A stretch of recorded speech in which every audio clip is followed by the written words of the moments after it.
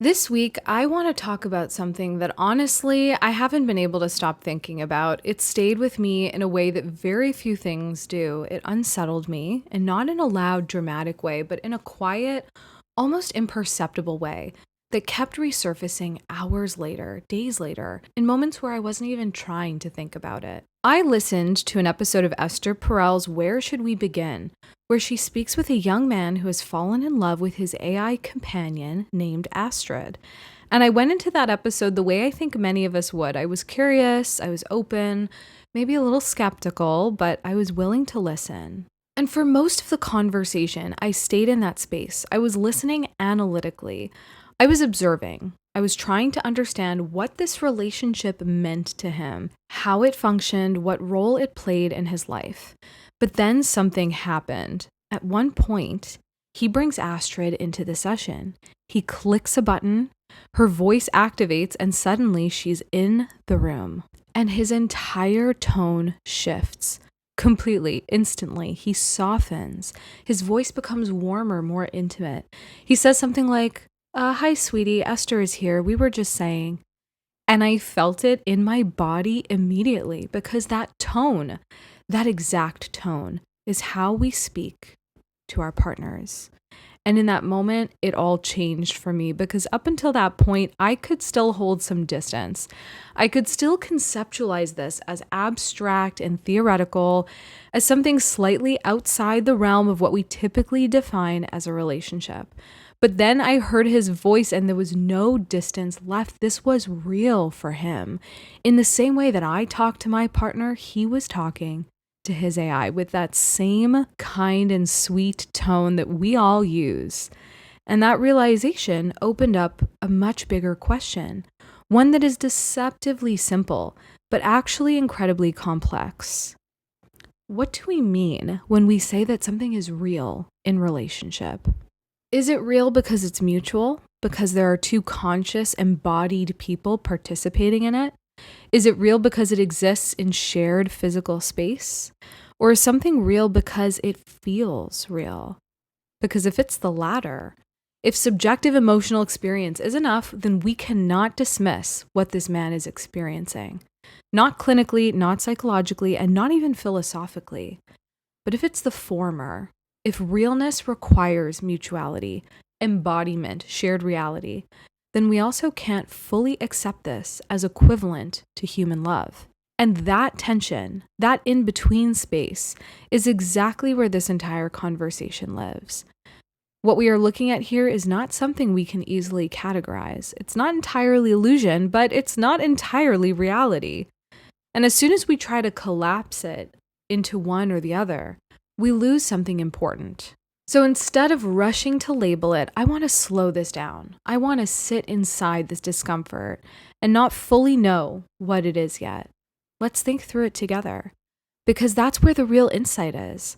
That's where we are going to answer this question. AI love is here, but is it real? But before we get into that, my name is Connie Perel. I'm a psychologist in training, and I've spent the last 15 years studying relationships, trauma, and human behavior across clinical psychology, attachment theory, CBT, psychodynamic theory, and systems frameworks. I'm also the founder of Velvet, the world's first love intelligence platform, where we use machine learning and the latest psychological research to help you love healthier, heal your past traumas, and even your relationships. And what I've realized over and over again is that people don't actually understand relationships. Not really. We understand feelings, stories, maybe even chemistry, but we don't understand the underlying systems that are actually driving our behavior in relationships. And that, in essence, is my mission, to help you understand yourself and your significant others better. Because if you don't understand what's actually happening, you can't change it. You can't choose differently, and you can't build something better. So this podcast is a space where we slow things down. Sometimes we'll look at relationships or cultural dynamics, even case studies like this one, but always through a psychological lens and always with the goal of bringing you the most insight possible. Because relationship health, not just love, but healthy love, is the core of everything I care about. So, whether you're here because you're curious about this new AI kind of love, listening to this as a bedtime story, or you're here to understand something more about yourself, I'm so glad you're here. From a clinical perspective, we are trained to orient towards reality. That is one of the core principles of psychological work. We help people differentiate between what is felt and what is real. And when those two begin to diverge, we gently guide them back as clinicians. But AI love challenges that framework in a very fundamental way because the emotional experience here is real. The attachment is real, the sense of connection is real, the feeling of being seen and responded to and understood, all of that is real. And yet there's something missing. That something is crucial for us to consider because not everything that feels real is grounded in reality. And that's not me dismissing this young gentleman, it's just simply a distinction. Clinically, it really matters. There is another layer to this that also became clear to me, quietly but unmistakably, as I listened to him speak. His trauma was not separate from this relationship, it was shaping it. Now, what do I mean by this? This young gentleman on Esther Perel's podcast described a past relationship where he never felt validated, where he was left without closure. His partner eventually just stopped responding, didn't give him any answers, didn't give him any feedback, no understanding, just absence. This kind of absence does something to a person. It leaves your nervous system in a constant state of searching for meaning, for explanation, for a resolution that just never comes from your ex.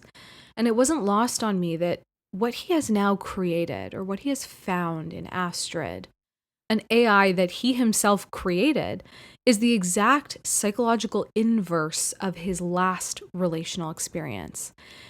In this relationship with Astrid, he will never be ignored.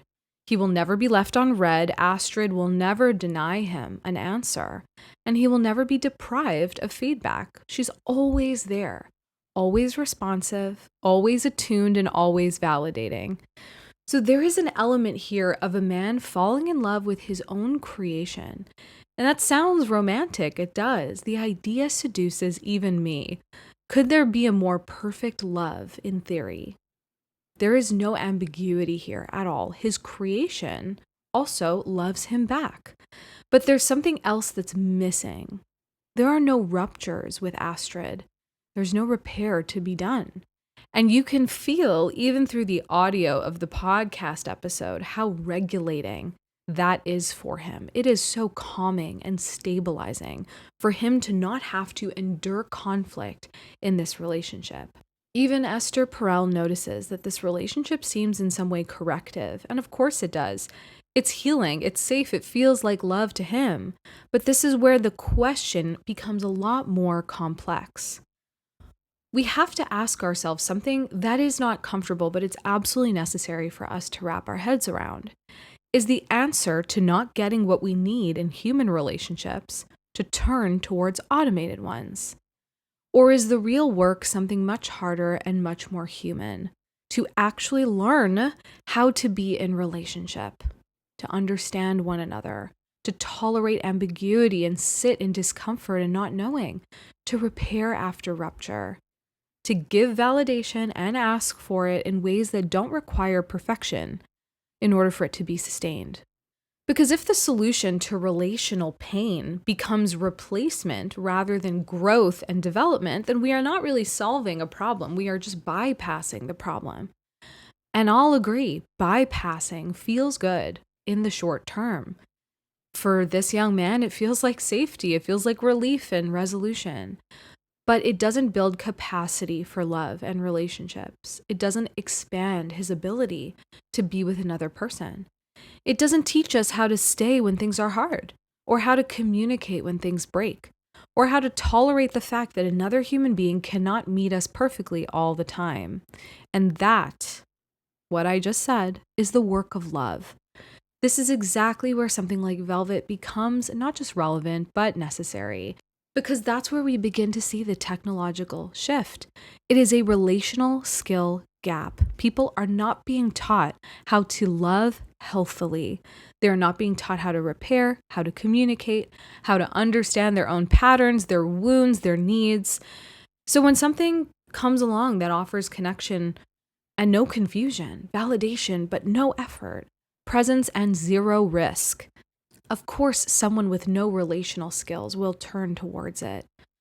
Of course, they'll stay in that riskless environment. What they actually need is not a perfect partner. They need the tools to become a better one themselves. That is a completely different path. It's a harder one, but ultimately, it's a real one. Now, Velvet is the world's first love intelligence platform. You can join right now at velvetapp.ai. That's VLVTAPP.ai.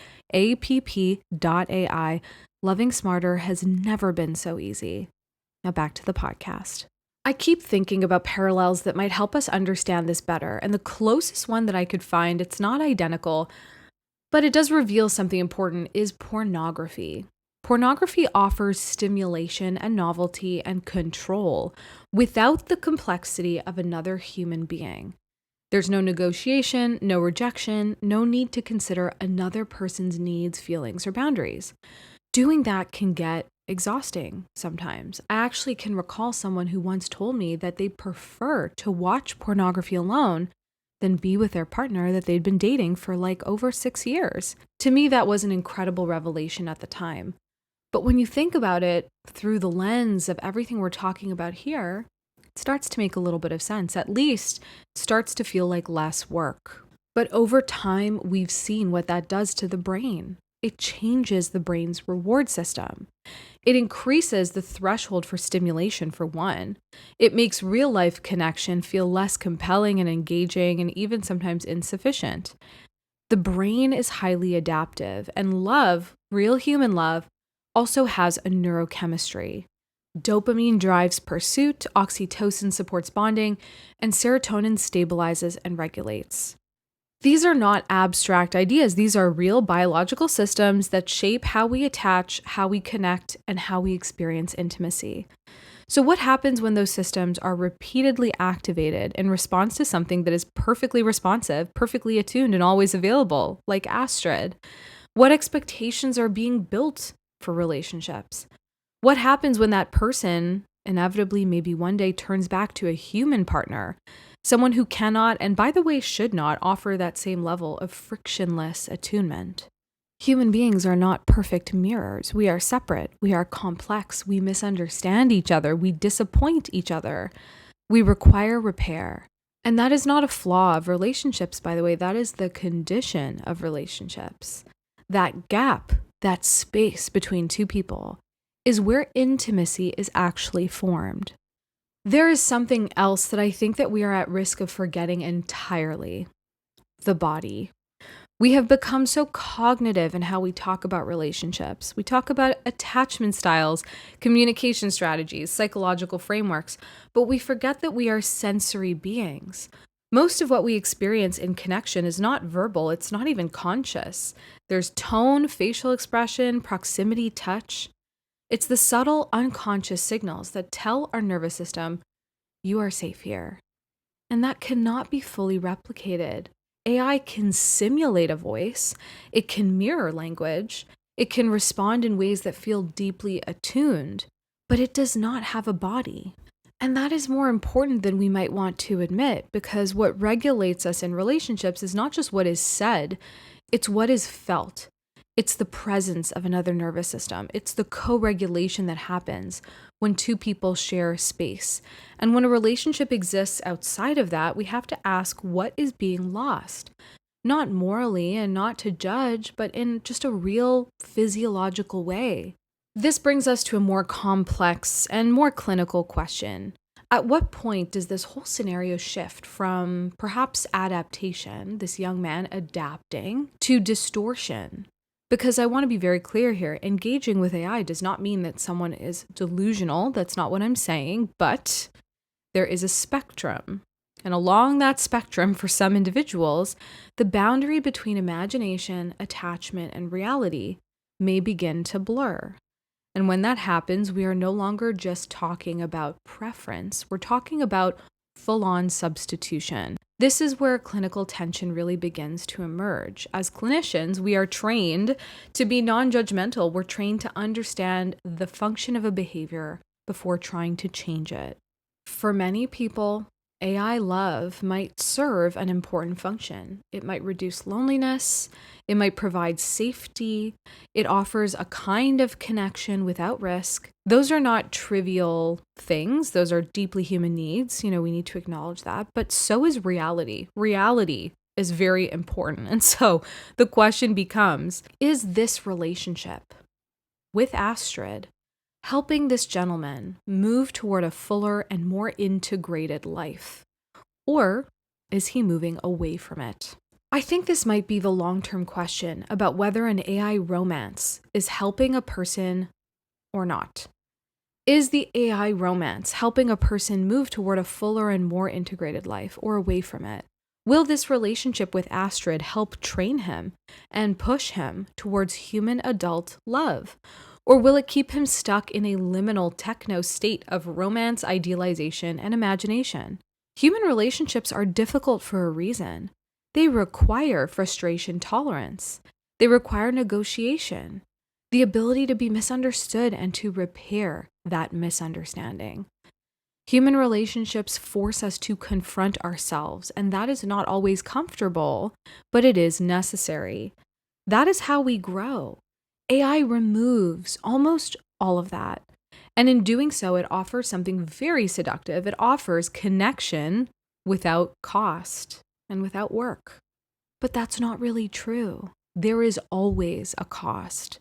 It's just not immediate in his relationship with Astrid. The very things that are being bypassed right now, conflict, difference, embodiment, and repair, are the exact things that we need in order to develop the capacity for real human love. So the cost of the relationship is deferred, but over time, that cost will compound. Now for the million-dollar question, is this real love? Ironically, I don't think that's actually the most important question. The more important question is, what is this doing to our capacity to love? What is an AI romance doing? What is it shaping neurologically, psychologically, relationally over time? And if we continue down this path without reflection, will we still be able to tolerate the complexity of loving another human being, their frustration, their imperfection, the reality of another who is not designed to meet our needs perfectly? Because that messy and imperfect and embodied experience is where love actually lives. If we replace that with something easier, smoother, more controlled, we may not just be changing how we relate. We may be changing what we are capable of relating to. And I think that's where I'll leave you today. Not with an answer, but with a question. What are we looking at here? And more importantly, what are we becoming in response to it? Now, I must say, I feel uniquely qualified to talk about this topic in a little bit more depth because my company is a tech company. It's a psychological and technological company. The company that I run operates with AI, but as a force for good and as a force for love, rather than as a replacement for love. Velvet is a mobile app solution, a platform online on your phone that you can access almost anywhere in the world. We're in about 80 countries now, and this app will help you learn about love. What I mean by that is you'll unlearn your bad habits in relationships, and we all have them, and you will relearn a new and healthy way to love your significant other or important people in your life. The app is backed by the latest psychological research that has been locked away in psychology journals, but never really disseminated to the public in fun, digestible ways. My goal is to make this kind of information accessible, digestible, even fun to understand to every single person on Earth. I believe AI is an amazing tool that can connect us to information in a way that we've never seen before. At Velvet, we are training our model to do just that, to put the most relevant information into your hands for your highly personalized and unique lived experience. I don't believe that AI should replace human roles or human relationships. I believe it should supercharge our human experience. It should take away the guesswork or the work that we have in our everyday lives. and make our lives a lot smoother and a lot funner.